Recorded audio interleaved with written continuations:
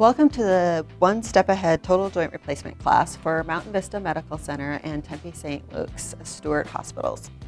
So this morning we're going to give you a brief overview on what to expect when you come in for your total joint replacement. We're going to review your healthcare team, what to expect as you get admitted to the hospital, go through the perioperative area, your recovery phase, and then if you do end up staying one night, what to expect while you're on the floor. We will also have a physical therapist joining us to go over some exercises and explain some different things that you'll experience while in the hospital. So our commitment to you while you're here is to make sure that we're doing a bedside shift report as you transition through all of the different areas during your stay. The staff will be checking in on you hourly. Our goal is to help you manage your pain. We understand that a joint replacement surgery can be very painful, and unfortunately we won't be able to take that pain all the way away, but we do want to manage it to where you feel comfortable and are able to perform your exercises with therapy. We also want to keep you informed on where you're at in the process and any barriers needed to be able to get you back to your home. We want to maintain a clean environment, both in your room, in the hallways, and throughout the hospital. We want to make sure that we're providing a quiet and healing environment so that you can get plenty of rest. You are in the first phase of your journey. Right now, you're attending this class. You will be also doing what we call pre-testing appointment with our team here. That's going to overview and look at your medical history, make sure that you have any clearances you needed, do your COVID testing to make sure that you are eligible for the surgery, and review all of your medications to ensure that you know if you have anything that you need to stop taking prior to surgery. So as you go through this, please make a copy or write down any medical history that you have and list out all of your medications. We ask you to do that because as you come to your pre-appointment and then also on day of surgery, the staff will be asking the same questions, and that way you can give them the same information. For your medications on day of surgery, we're going to want you to let us know the last time you took those medications, especially for your morning doses. A lot of times your doctor will not have you take anything after midnight, but there are a couple medications that they will want you to take before you go into surgery. So it is very important for you to list those out to make sure that we can get you the correct doses either before surgery or have you restart taking your medications after surgery. One of the other things that's important to do prior to surgery is you'll be getting or needing to get some form of a cleanser. So an example is, it's called a HIPAA cleanse or chlorhexidine gluconate. You can buy these at any drugstore, and you can buy it as a bottle or as sponges. Now, it's really important for you to use these when you shower the day before surgery. And you're going to want to take 3 showers prior to coming in. So an easy way to remember is you will want to shower before dinner on the day before surgery, before you go to bed, and then before you come into the hospital on the day of surgery. Now, these help decrease any bacteria that may be on your skin to help decrease the risk for infection. So make sure that after you shower your first time, you are also changing your bedding and all your linen on your bed, because now your body is going to be clean. You want to make sure when you sleep that night, you're sleeping in a clean bed. So again, it's going to be before dinner, before bed, and before you come into the hospital. Now, when you come into the hospital, we will want you to arrive approximately 2 hours before your scheduled surgery time. So that seems like a lot of time prior to surgery, but there are a lot of different things you're going to have to do. You'll get registered, go over all your registration information, and then the staff will bring you back to the pre-admit area. There, you will get changed into a gown have an IV started, and they will start IV fluids. Often that's where your surgeon will see you. They'll visit with you. Most of the time you will take a few pills prior to going back. It will be a combination of an anti-inflammatory and muscle relaxer or an antispasmodic medication. And really that is to help decrease any pain you'll have from the surgery. So they want that joint area to be relaxed, decrease any inflammation, which will then decrease the pain level after surgery. The anesthesiology team will come in and see you while you're in that pre-admit area. They will explain the different levels and different things that they can provide. So they can provide different spinals to help block the pain, or they can provide a nerve block for knees that would go straight into your joint or above your joint to block that nerve to decrease pain. And then they will talk about the general anesthetic that you will receive during your operation. So after you are visited by both the anesthesiologist and the surgeon, they will take you back to the OR to provide your surgery. After the OR, you will come out to our recovery area, and you will be there for approximately 1 to 4 hours, depending on what you're going to be doing as far as staying in the hospital or going home on the day of surgery. So your surgeon will update your family and place any orders for you. So if the goal is for you to discharge out of our PACU area, we can then have your family member come back to the bedside after about 1 hour when you wake up a little bit more. And then as you wake up, we will get you some water, also any pain medications. They might get you some crackers to snack on. And then we will have our physical therapists come down and do a few little exercises. And what they're looking at is to make sure that you're steady when you get up and you are able to walk. If you need a walker provided, we can get one for you. Often people will get a walker set up prior to coming into the hospital, and if that's the case, you can just let the therapy team know. If you do have a walker, your visitor or anybody that came with you for your surgery can bring it in at that time, and our therapy team can make sure it's sized correctly to you for your use and to make sure that you're safe. And then once you are fully awake, feeling good, we can get you up and discharge you out. There will often be some numbness and tingling that could last into the evening, so don't be alarmed by that. That is common, and that would be from that block that they do on the nerve. It can last up to 12 to 24 hours, so you might still feel that, and that is normal, and you can still discharge home. If you will be staying the night with us, you could still be in the PACU for 1 hour to 4 hours, depending on how busy the flow is, how quickly you are to wake up, and how you're doing. After you're awake and ready to go up to the floor, then you would transition up. So as you wake up, often people feel like they're tied down and they become scared or paranoid. So there are a lot of things that will be hooked up to you as you're waking up.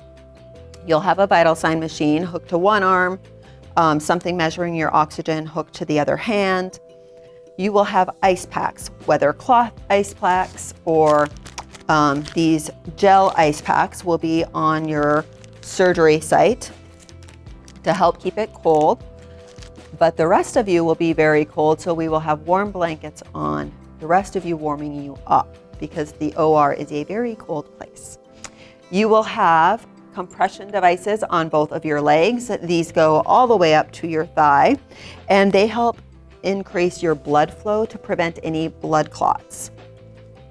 So these will be on both legs, along with these TED hoses. So again, these help promote circulation, decrease any swelling. They will be up through your whole leg. So something for you to be aware of. So as you recover, They will slowly start taking some of those things off. When you come up to the room, often you will have a lot of those things removed, a lot of the blankets. The vital sign machine won't have to be on all of the time. The compression devices and the stockings will stay on throughout your hospital stay.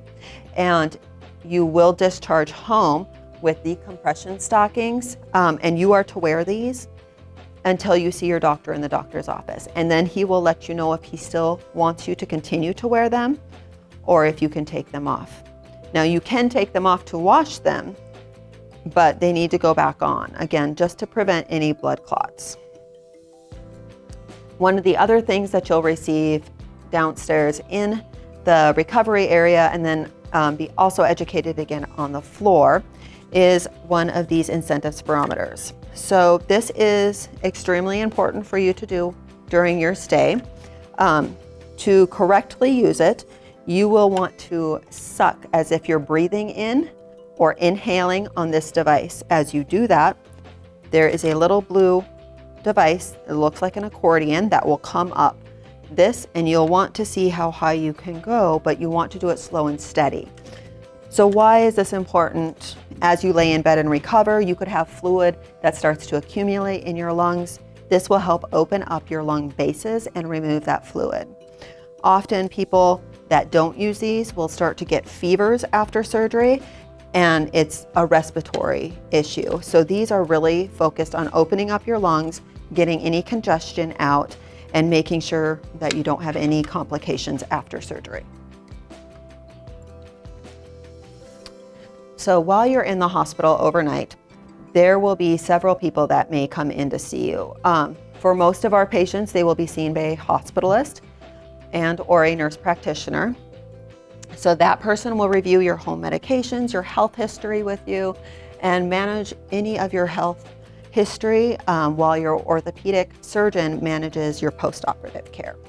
So we'll have our physical therapists and or occupational therapists. We have a case management team and a discharge planner that can help with any arrangements that have not already been made or if anything changes. So maybe you are planning on going home and doing outpatient therapy, but when you wake up and work, you're really struggling to do some of the things and you might need home health instead. So your plan changed a little bit. That discharge planner and case management team can help review that and then help set up whatever help or assistance you would need through home health, or worst case would be you go to another skilled facility just for a week maybe, and that's only if you really need that additional help or strengthening prior to going home.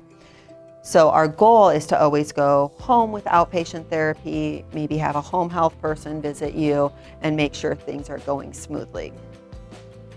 We also have respiratory therapists, pharmacists, or dietitians that are available as needed. You have now not eaten anything since midnight. A lot of people wake up very hungry. We just want to let you know that it is important to go slowly with the food. We will start you with liquids, maybe some crackers, but we really want to make sure that you're not nauseated, not going to be throwing up. So we go slowly. We do have snacks and goodies, little sandwiches, different things available on the unit, and then you can order your own dinner. We try to get everybody a menu so that you can place your order prior to dinner to make sure you get something you like, but always look at that to make sure that you're ordering something that you're gonna like, because it's important to get something to eat and get your nutrition so that you have strength to do the therapy. You will receive antibiotics while you're on the floor. Depending on which antibiotic is ordered, you could receive 1 to 2. So just be mindful that as soon as you're eating and drinking, we can take away your IV fluids as long as everything looks good, but we will have to hook you up, so you will have to keep your IV until you discharge. Again, just in case of nausea, any medication we have to give, and for your IV antibiotics. One of the other things people also experience is often they will have a drain.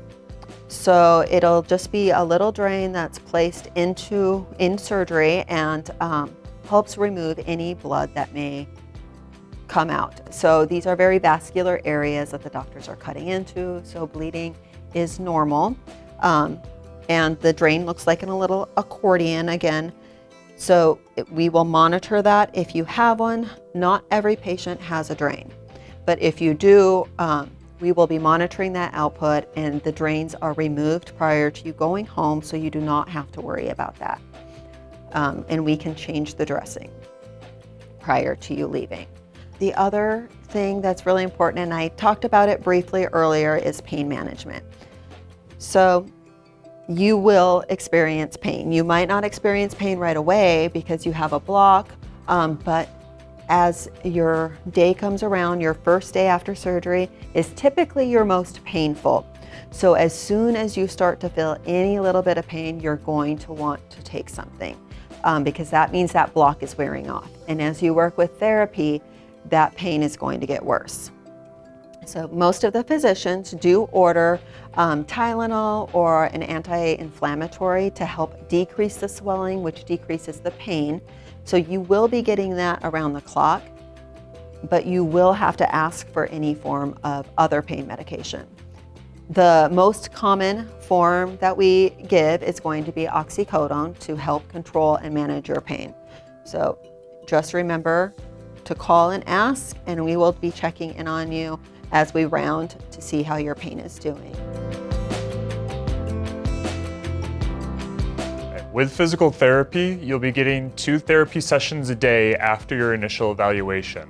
The initial evaluation will vary. We're going to attempt to see you the day of surgery, but depending on what time your surgery is in the morning, or if there's complications during the surgery or during your post-surgical recovery, we may not be able to evaluate you that same day.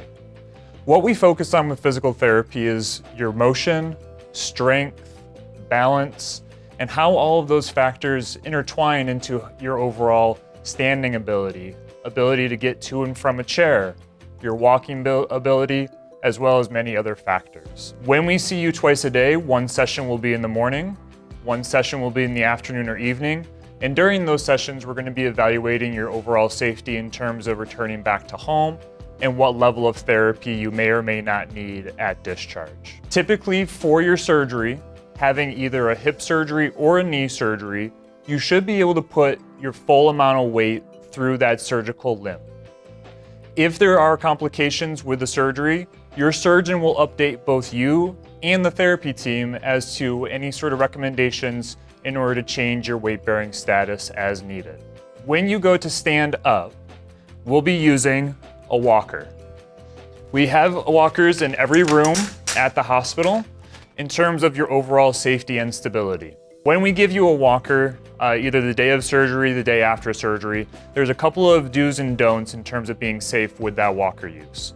The first one being when the walker is in front of you, do not put your hands up on the walker. That's going to lead you to want to pull up on the walker, which can increase the risk of the walker tipping back on you and you falling when you're going to stand up. It's always a safer practice to take at least one hand, if not both hands, and put them on the surface right next to you. You can make fists with your hands and put them right next to your hips in order to help with pushing up to stand. The other thing to be aware of is that limb that you just had surgery on, it may be sore, it may be stiff when we come to see you. What you can do is you can take and you can stagger your feet with the leg that you just had surgery on in front of the other one, as that will take less pressure off of that leg. It will more than likely help you feel better. So in this position, we're now ready to stand up. We're gonna have you rock forward, go 1, 2, and 3. And then as you're transitioning with standing, you can move your hands to the walker, and then you can come to a full stand. Once you've accomplished the full stand, then you can take and adjust your feet so that they're even together. In this way, we're making sure that we're not having an overemphasis pulling back on the walker. We're using your arms and your legs to complete a safe transfer so that you can come to a standing position safely. Now, when you want to go and sit down on a surface, it's the same process in reverse. So you can take and stagger your feet so that your surgical limb is in front of the other one.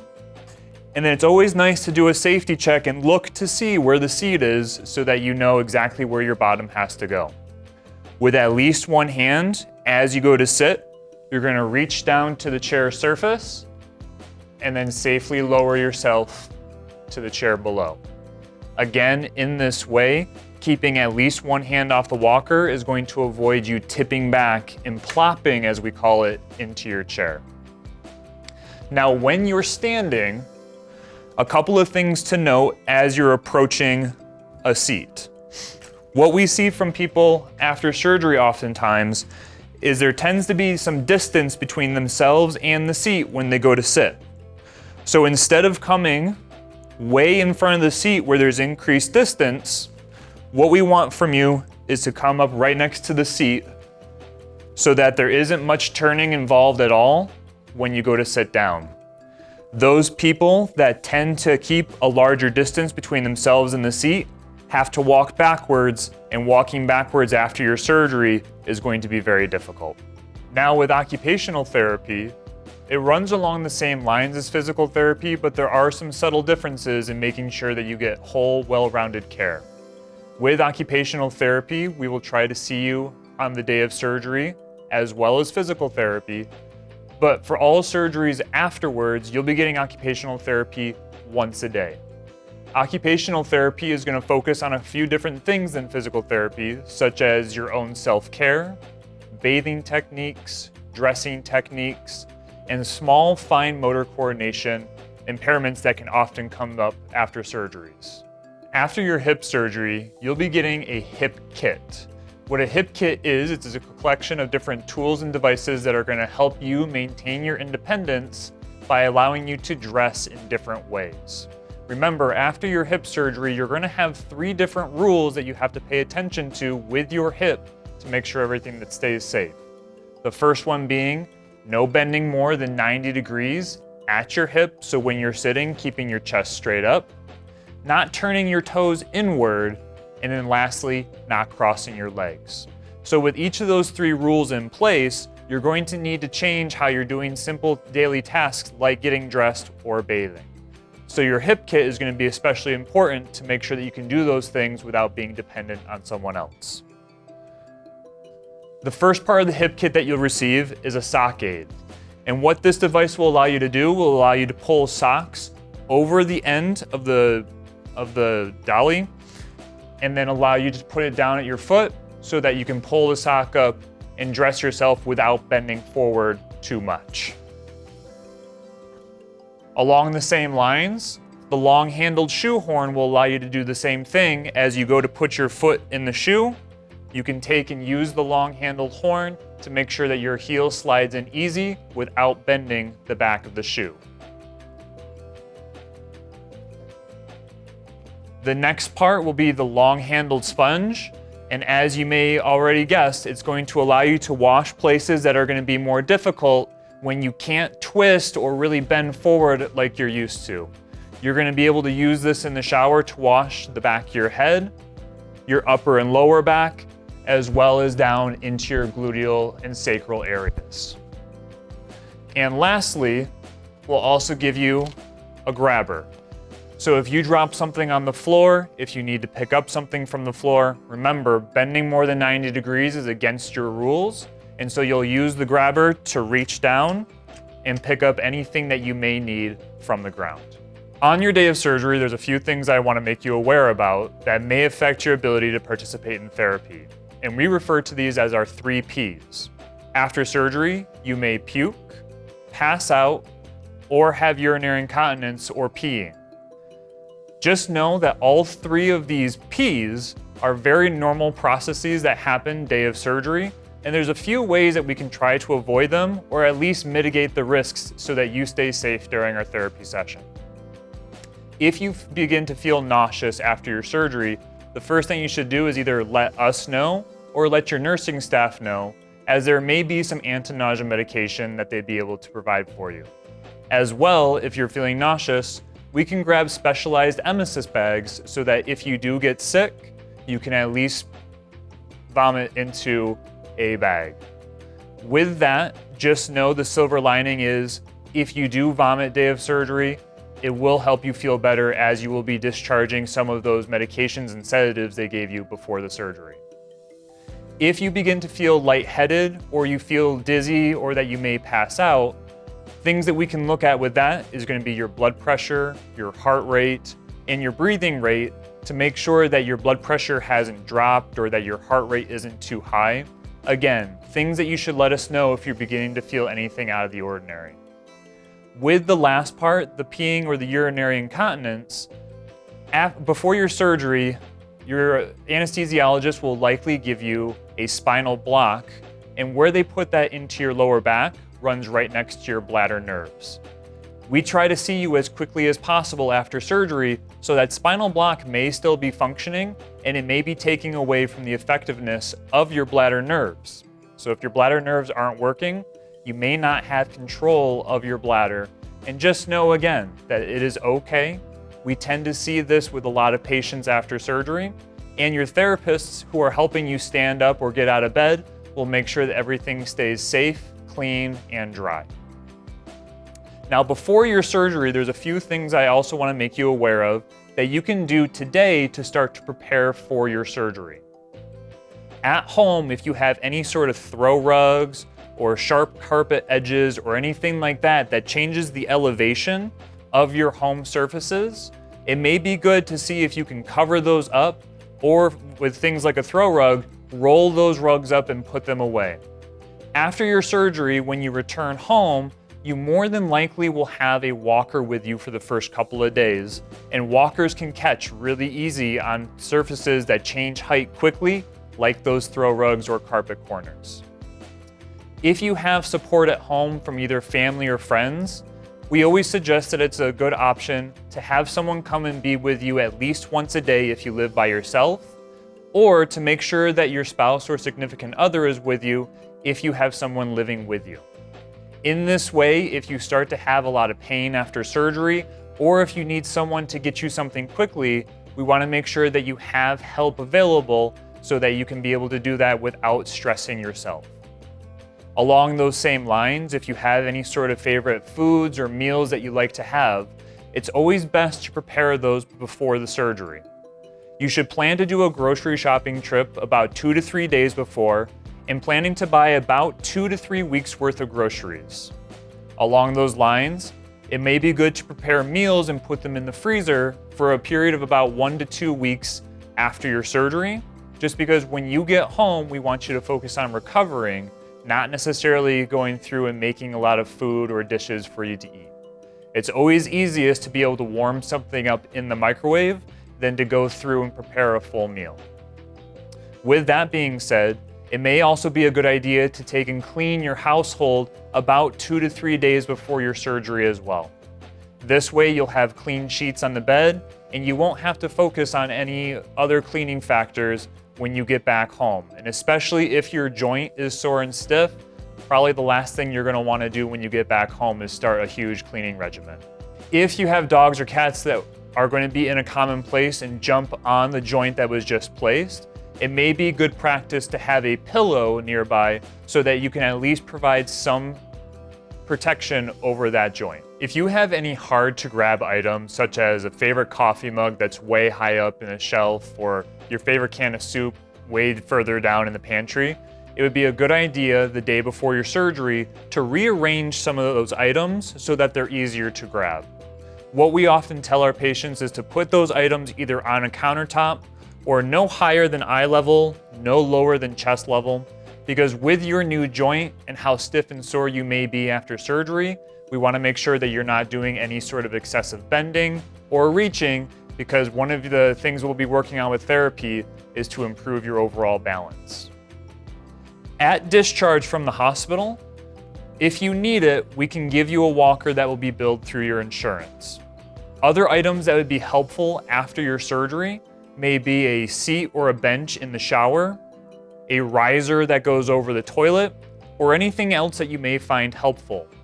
Unfortunately, we tend to find that those items that aren't walkers typically are not covered by insurance and thus would be an out-of-pocket expense. If we believe that you would benefit from having one of those devices at home, we'll make sure to talk with you about that during your therapy sessions. At discharge, Your goal should be to return home with outpatient physical therapy or occupational therapy if you need it. Going to outpatient therapy provides the most amount of resources for you to get better quicker, as well as you get to spend more time with your therapist. If you're not able to get to an outpatient clinic because either your balance, endurance, strength, or motion isn't allowing you, we can have the physicians and case management team order up home therapy where you would get both a physical therapist and an occupational therapist to come to your home. We like to save this sort of therapy as a secondary source of therapy because in order to qualify for that therapy, Medicare and Medicaid guidelines state that you have to be homebound, which means that you cannot be able to get out of your home very easily. And if you are receiving that home therapy, you might only see your therapist once, maybe twice a week for no more than 30 to 45 minutes. So again, your goal at discharge will be to go home with outpatient therapy. In more serious cases, if we feel like there is something that is going to keep you from home because you won't be safe, or that joint that was just put in is not going to allow you to be safe at home, we may recommend that you go to a skilled nursing facility. Now, a skilled nursing facility is different than a nursing home, as you would be able to get up to about an hour to an hour and a half of therapy a day. This is a really good option if you don't have much family or social support at home and you need a little bit of extra time to be able to regain your independence after surgery. Again, we would like everybody to go home, but if we do recommend a skilled nursing facility for you, that will be well explained during your therapy sessions. When looking at your hip after your surgery, there's a few precautions at your waist and at your toes that we want to focus on to make sure that you're maintaining the safety of your hip surgery. The first precaution is to not bend more than 90 degrees when you're sitting or getting up from a chair. So when you're sitting, your hip angle is typically at a 90-degree angle. Thus, sitting with a straight chest is going to be the way to go.